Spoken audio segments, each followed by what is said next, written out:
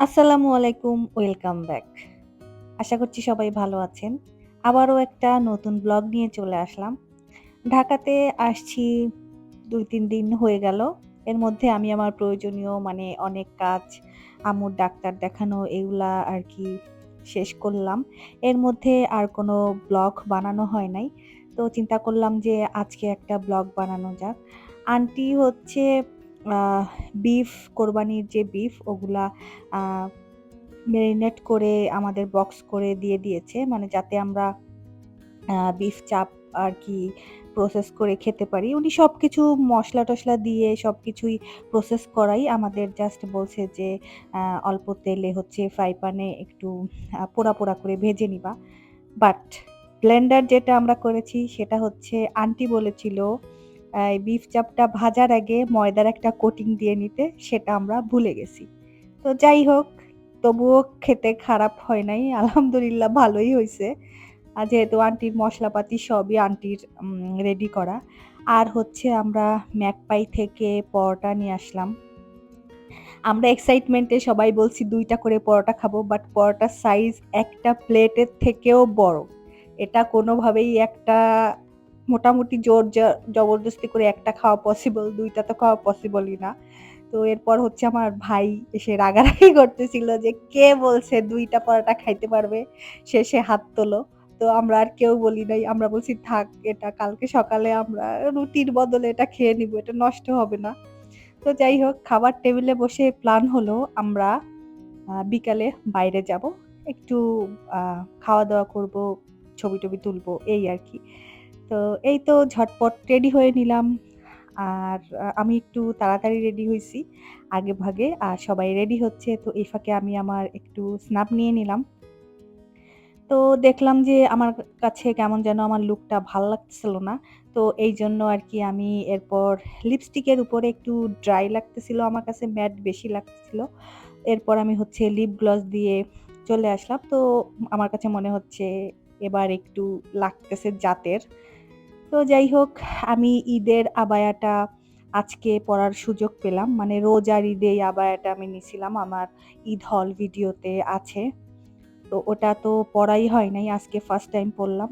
আ ভালোই লাগছিল আমার কাছে। মানে আমি কমফোর্টেবল ছিলাম। আর এই তো চলে আসলাম বহতে। আমরা এসেছি বনানীতে। যেহেতু বাসা থেকে বনানী, গুলশান, বারিধারা এগুলা কাছে হয়। তো বনানীরটায় চলে আসলাম। ধানমন্ডিতে অনেক আগেই ছিল। বনানীতে রিসেন্ট ওপেন করেছে। আ এসে আমার কাছে এটার আ এনভায়রনমেন্ট বা অ্যাম্বিয়েন্স যেটাই বলেন না কেন আমার কাছে কিন্তু অনেক ভালো লাগছে। জানি না এদের ফুড কেমন হবে? খাওয়ার পর আ বলছি আমি। বাট এদের যেহেতু নামই বহু সেহেতু তো আর বলার অপেক্ষা রাখে না যে বহু থিমেই সবকিছু হুম করা হয়। এখানে চটের পাটের সবকিছু ছিল। আর আমার কাছে ভালো লেগেছে হচ্ছে এদের আ এই এরিয়াটার যে কার্টেনটা ছিল পুরাটাই আ সম্ভবত আমরা বাংলাদেশে যে পাটের আঁশ ব্যবহার করা হয়, ওগুলো দিয়ে করা হয়েছে। বাট আমার কাছে কিন্তু থিমটা বেশ ভালো লেগেছে। একটু ডিফারেন্ট অন্য সব আ রেস্টুরেন্টের তুলনায় আজকাল।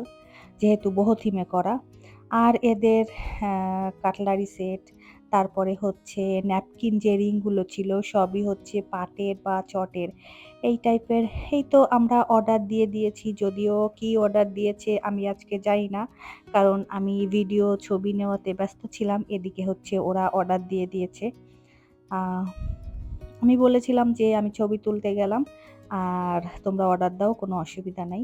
যেহেতু খুব একটা খিদা নাই, আমরা বাসা থেকে ভরপুর চাপ, পরাটা এগুলা খেয়ে আসছি। এই তো খুবই অল্প পরিমাণে অর্ডার করা হয়েছে। মানে enough but item com order করেছি আমরা আজকে। আমরা অর্ডার করেছিলাম রাইস মানে আ ভে মিক্সড ফ্রাইড রাইস আর হচ্ছে চিকেনের একটা আইটেম আর বিফের একটা আইটেম। আ এই তো বিফের আইটেমটা আমার কাছে মানে এরকম কখনো খাওয়া হয় নাই। যেহেতু রেস্টুরেন্টটা আ থাই একটা রেস্টুরেন্ট তো খাবারের টেস্ট গুলাও তো থাই খাবারই। টেস্ট গুলাও ওরকম হবে। তো যাই হোক সবার নেওয়া শেষ। লাস্টে হচ্ছে আমি নিচ্ছি। ভিডিও করতে গেলে খাবার ঠান্ডা হয়ে যায়। তারপরে হচ্ছে খাওয়া লাগে। এটা আসলে একটা দুঃখজনক ব্যাপার। যারাই ব্লগ করেন বা ভিডিও করেন তারা জানেন যে একদম লাস্টে নিতে হয়। তারপরে সবার ভিডিও করতে, করতে খাবার ঠান্ডা হয়ে যায়। খাবারের টেস্টটা অর্ধেকই পাওয়া যায় না। তো যাই হোক আমি হচ্ছে একটু রাইস নিলাম আর উম চিকেনের এই আইটেমটা মানে চিকেন সিজলিং টাইপের কিছু একটা ছিল। আমি এক্সাক্ট নামটা বলতে পারবো না। আর বিফের এই আইটেমটা দেখে তো মনে হচ্ছে যেহেতু একটু বেশি লিকুইডি মানে ঝোল, ঝোল টাইপের জানি না কেমন হবে। খাওয়ার পর আসলে বুঝতে পারবো। আর এদের কোয়ান্টিটিটা কিন্তু অনেক বেশি পরিমাণে আমার কাছে লেগেছে। মানে আ বেশ ভালোই কোয়ান্টিটি দেয়। একটা এক রাইস নিলে ৪ জন ইজিলি মানে আমাদের মতো খুব বেশি পেটুক না হইলে ৪ জন ইজিলি খাওয়া যাবে। মানে একটা ফুলফিলিং হয়ে যাবে।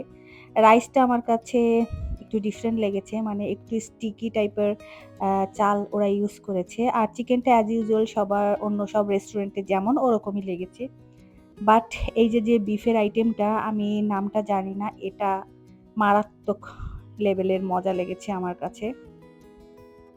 তো এটা আসলেই অনেক মজা। কেউ যদি বহুতে যান তাহলে এই আইটেমটা মাস্ট ট্রাই। ইস! আমি যে কেন এটার নামটা দেখে আসলাম না, দেখে আসলে আমি আসলে বলতে পারতাম। কিন্তু যাই হোক আমার কাছে খাওয়াটা অনেক মজা লেগেছিল। পেট ভরা ছিল সবারই। তবুও টেস্টটা মজা লেগেছিল। মানে অনেক টেস্টি লাগছিল আমার কাছে এই থাই ফুডটা। যেহেতু আমি ফুড নিয়ে নেগেটিভ মার্কিং করি বেশি। আমাকে সবাই বলে যে, "এরকম বললে তোমার ব্লগ কেউ দেখবে না।" ভাই আমার কাছে যেটা ভাল লাগে সেটা আমি ভালো বলব। আমার কাছে যেটা খারাপ লাগে সেটা খারাপ বলব। যাই হোক ওখান থেকে খাওয়া-দাওয়া শেষ করে আমরা নিচে নেমে দেখি ফুচকাওয়ালি। যেই কার্টটা ছোট্ট একটা ওটাতে ঢুকলাম। ফুচকাওয়ালির ফুচকা তো আগে কখনো খাওয়া হয়নি। তো এই তো ট্রাই করলাম, ভালোই ছিল। আর আজকের দিনটা অনেক ভালোই গিয়েছে। একটু বৃষ্টি ছিল, কাদা, কাদা ছিল। তবুও যাই হোক আলহামদুলিল্লাহ। আজকের মতো আমি আমার ব্লগটা শেষ করছি। নেক্সট ডে আবারও ঢাকার কোনো ব্লগ নিয়ে দেখা হবে। টিল দেন ভালো থাকবেন সবাই। আল্লাহ হাফেজ।